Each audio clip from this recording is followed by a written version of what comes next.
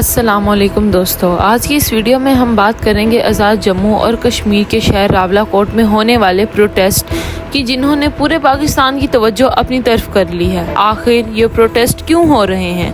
لوگ کس بات پر احتجاج کر رہے ہیں؟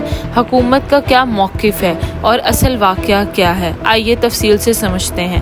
جولائی 2026 میں آزاد جموں اور کشمیر لیجسلیٹو اسمبلی کے الیکشن سے پہلے سیاسی ماحول کافی گرم تھا۔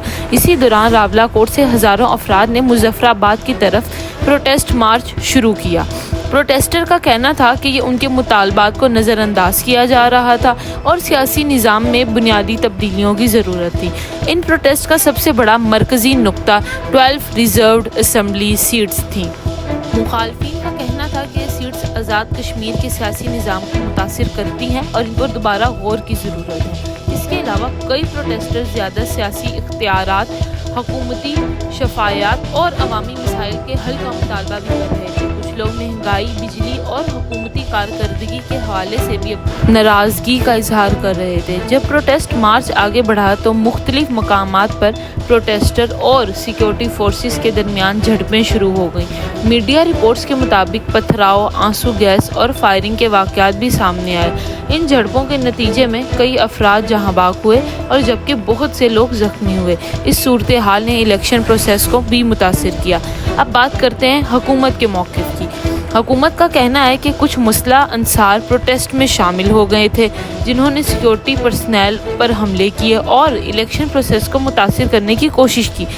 حکومت نے کچھ باہری مداخلت کے امکان کا بھی ذکر کیا ہے، لیکن ان الزامات کے حوالے سے اب تک کوئی آزاد اور فیصلہ کن ثبوت سامنے نہیں لایا گیا۔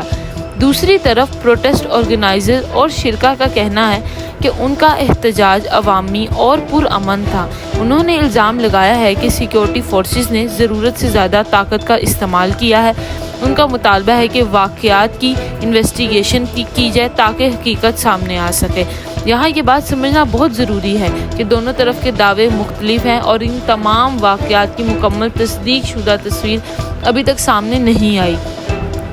اسی لیے کسی بھی ایک روایت کو فی الحال حقیقت کہنا درست نہیں ہوگا۔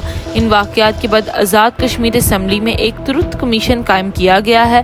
اس کمیشن کا مقصد یہ ہے کہ تمام واقعات کی تحقیق کی جائے، ذمہ داران کو سزا دی جائے اور مستقبل میں اس طرح کے واقعات سے بچنے کے لیے احتیاط کی جائے۔ دوستو، راولا کوٹ کے پروٹیسٹ صرف ایک سیاسی واقعہ نہیں رہ گیا اب، بلکہ یہ آزاد کشمیر کی سیاست، جمہوری نظام اور عوامی مطالبات سے جدا ایک اہم موضوع بن چکا ہے۔ آنے والے دنوں میں تحقیقات اور حکومتی فیصلے اس معاملات کا فیصلہ کریں گے کہ کیا ہوتا ہے۔